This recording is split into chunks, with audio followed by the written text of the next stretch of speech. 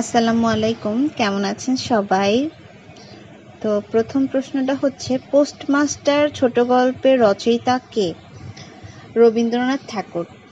তো এটা হচ্ছে পোস্টমাস্টার, এটা হচ্ছে রবীন্দ্রনাথ ঠাকুরের একটা ছোট গল্প।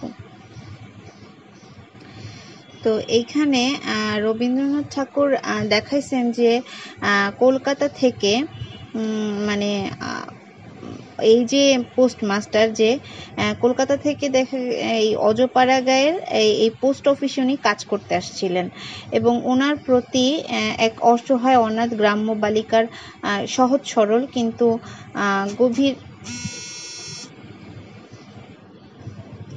একটা অভিব্যক্তি ফুটে উঠছে।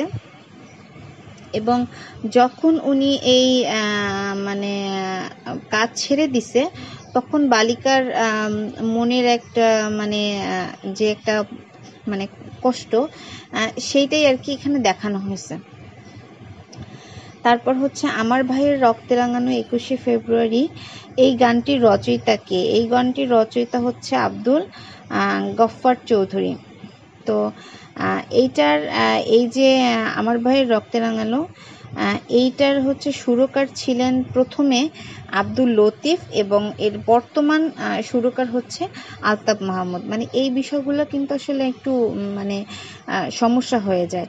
যেমন প্রথম শুরু করেছেন হচ্ছে আব্দুল লতিফ এবং বর্তমান সুরকার হচ্ছে আলতাফ মাহমুদ এবং এইটার রচয়িতা এটা লিখছে হচ্ছে আব্দুল গাফফার চৌধুরী। তারপরে বলা আছে তেপান্তর কোন সমাস? তেপান্তর হচ্ছে দ্বিগু সমাস। হ্যাঁ, তো দ্বিগু সমাস কাকে বলে? যখন কোনো সমাহার, সমষ্টি একসাথে অনেকগুলো সমষ্টি বা হচ্ছে মিলন, এইরকম যখন সংখ্যাবাচক এই শব্দগুলো থাকবে এবং সেগুলোর সঙ্গে যখন বিশেষ্য পদ হবে, মিলে যে সমাস হয় সেটাকেই বলা হয় হচ্ছে দ্বিগু সমাস।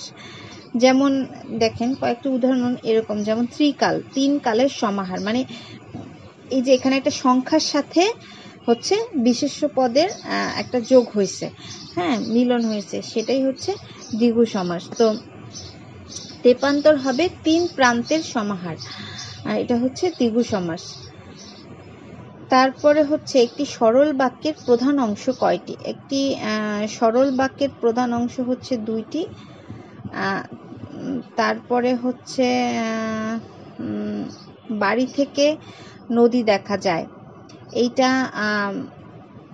এটা কোন কারকে কোন বিভক্তি? এটা হচ্ছে অধিকরণ কারকে পঞ্চমী বিভক্তি।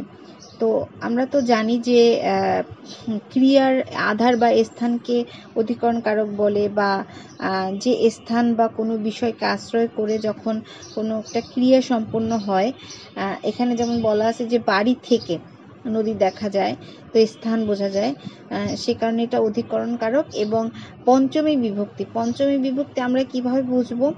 যেমন এক বচনে যদি এ, তারপর হইতে, থেকে, চে এগুলো থাকে, যেমন বাড়ি থেকে, হ্যাঁ, তো আমরা সেজন্য বুঝলাম যে এটা হচ্ছে পঞ্চমী বিভক্তি।